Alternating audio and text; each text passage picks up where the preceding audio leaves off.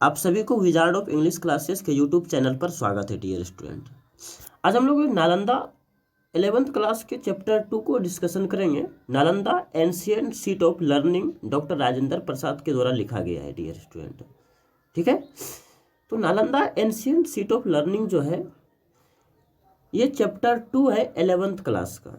Okay, इसका Hindi explanation अच्छे ढंग से आप समझने की प्रयास करेंगे। ओके,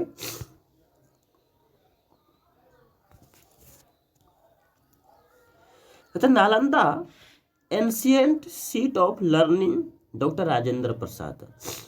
एंशिएंट का मतलब होता है प्राचीन। जब नालंदा यूनिवर्सिटी में प्राचीन काल में कैसे अध्ययन किया जाता था, इसी के बारे में डॉक्टर राजेंद्र प्रसाद ने लिखा है। पहले डॉक्टर राजेंद्र प्रसाद का आज जो फर्स्ट वीडियो है, आज हम लोग डॉक्टर राजेंद्र प्रसाद के जो इसके इंट्रोडक्शन को समझेंगे और चैप्टर 2 का इंट्रोडक्शन को समझेंगे। कल से हम लोग उसके चैप्टर पे आएंगे, पार्ट 1 पार्ट 2 करके समझेंगे। ओके, डॉक्टर राजेंद्र प्रसाद 1884 से 1992 कहती बात करें 1804 राजेंद्र प्रसाद की जो जीवन और मृत्यु की जो काल है, बॉर्न और डेथ की जो काल है, वो 1884 से 1962 है।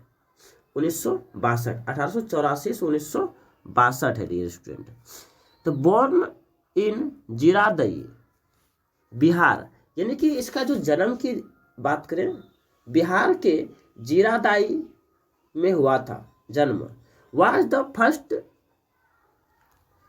President of Republic of India, यानी इसका मतलब होता है कि डॉक्टर राजेंद्र प्रसाद गणतंत्र भारत का फर्स्ट प्रेसिडेंट, राष्ट्रपति के रूप में उभर के आया था।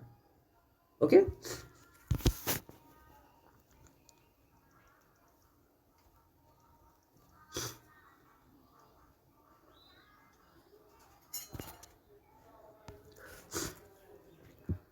एज प्रेसिडेंट यानी कि राष्ट्रपति के रूप में he had moderating influence on the political thinking of the period.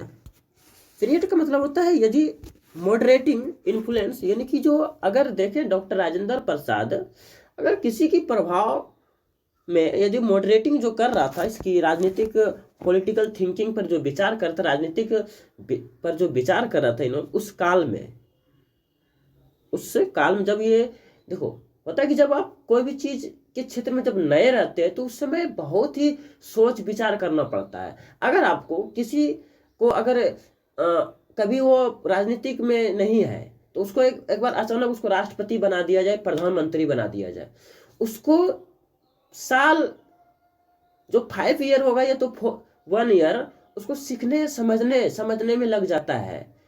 ठीक है डियर स्टूडेंट, यही बात करें कि डॉक्टर राजेंद्र प्रसाद को राजनीतिक थिंकिंग की जो विचार है बहुत ही इन्फ्लुएंस कर रहा था, मॉडरेटिंग कर रहा था उस चीज को।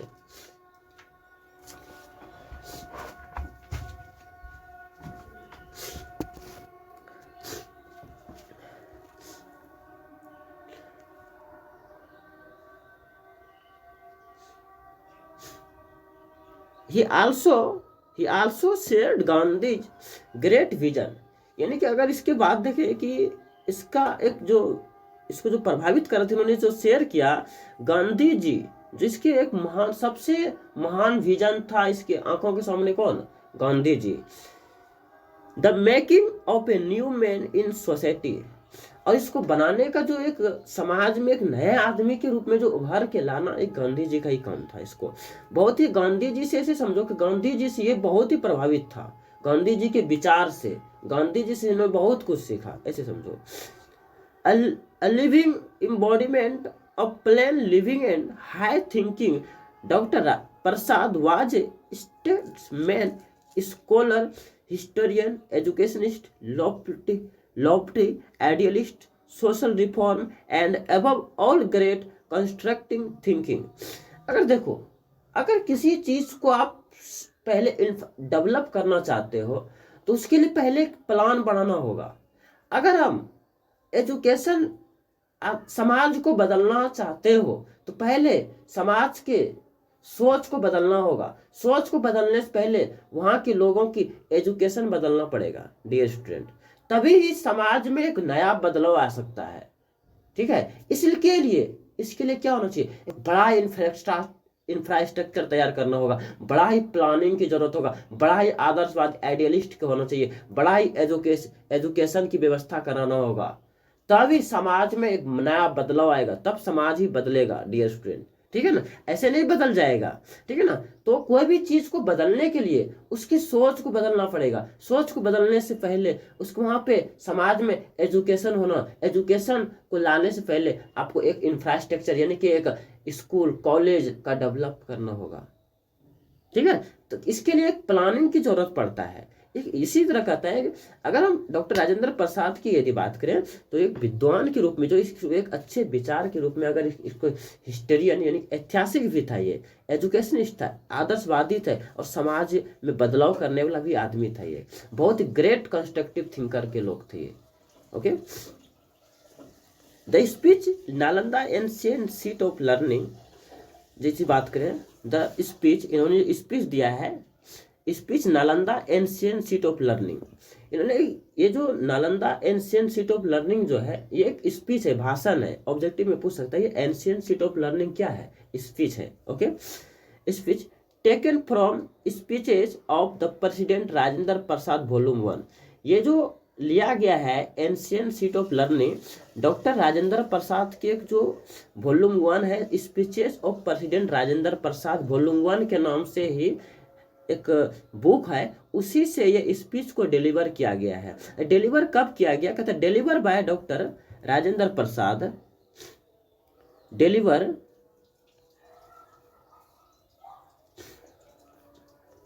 Bye doctor Rajendra Prasad at the foundation stone laying the ceremony of the Magadh research institute Nalanda और 20 नवंबर 1951।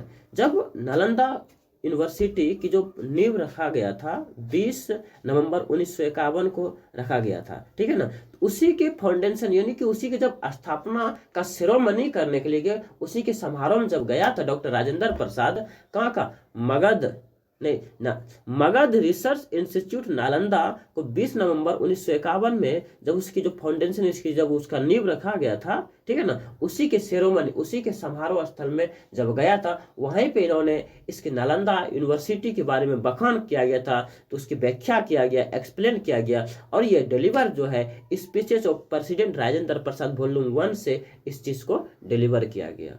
ओके, यहाँ तक बात, आई होप यू अंडरस्टैंड, यहाँ तक बात आपको समझ में आया होगा डियर स्टूडेंट। नेक्स्ट की बात करें, इन दिस स्पीच, इस स्पीच में कहता है, इस स्पीच में यहाँ पे ये चीज ये बताना चाहता है इस पैराग्राफ में, स्पीच में क्या क्या बताया, क्या चीज उस Magadh institute research Nalanda university के बारे में क्या बताया लोगों को। ठीक है, कहते इन स्पीच, इस स्पीच में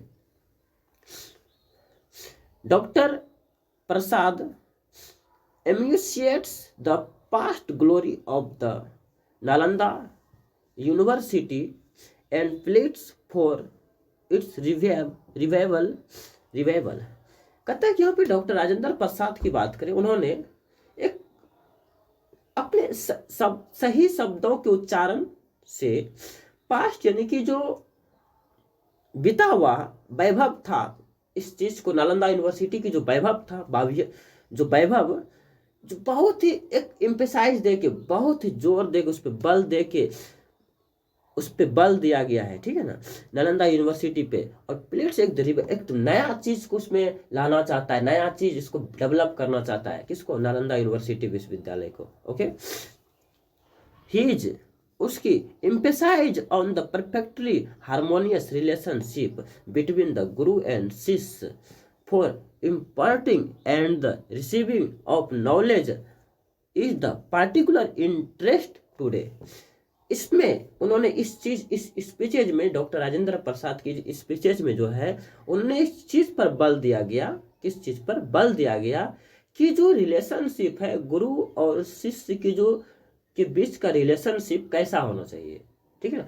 अगर गुरु और शिष्य का रिलेशनशिप अगर बहुत ही मजबूत है, स्ट्रॉन्ग है, तब इस दुनिया में, इस क्षेत्र में एजुकेशन का क्रांति लाने से कोई नहीं रोक सकता है। रिफॉर्म, एजुकेशन रिफॉर्म लाने से कोई नहीं रोक सकता है डियर स्टूडेंट, ठीक है। इस बात पर उन्होंने इस बखान किया गया। लेकिन कहता अगर गुरु और शिष्य का संबंध अच्छे है, गुड है, तब नॉलेज जो है, ज्ञान की प्राप्ति जो एक बहुत ही आज इंटरेस्ट ढंग से किया जा सकता है, बहुत ही इंटरेस्ट से, एकदम खास तरीके से उस चीज का ज्ञान हासिल किया जा सकता है अगर गुरु शिष्य का संबंध अच्छे हो तब। लेकिन आज क्या है डियर स्टूडेंट, आज क्या है मेरे भाई, गुरु और शिष्य में रिलेशन ही ठीक नहीं है। इसके चलते आज जो हमारा एजुकेशन स्तर है नीचे आते जा रहा है, गिरते जा रहा है डियर स्टूडेंट, ठीक है ना।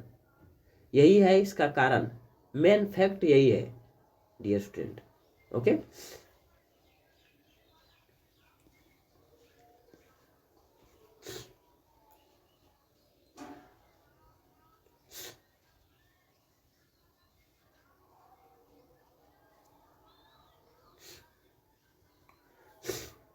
कुछ चैप्टर की बात करें, Nalanda ancient seat of learning, ये चैप्टर है, इसका फर्स्ट पैराग्राफ समझेंगे।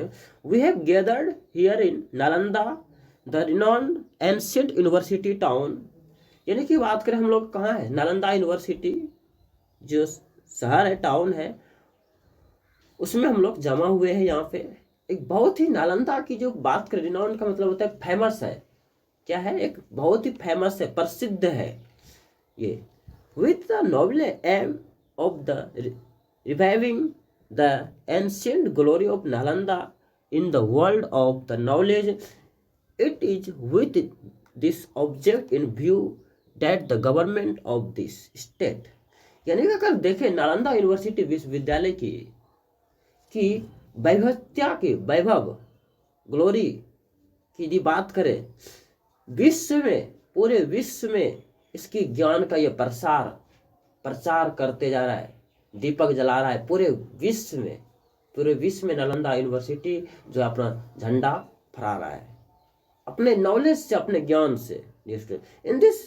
In with this object the view, अगर इस ऑब्जेक्ट में देखें, गवर्नमेंट यानी सरकार की जो है, क्या स्टेट इस पर क्या कर रहा है, स्टेट इस पर क्या करे, क्या डिसाइड लेगा, ठीक है ना, इस पे ही बात करेंगे।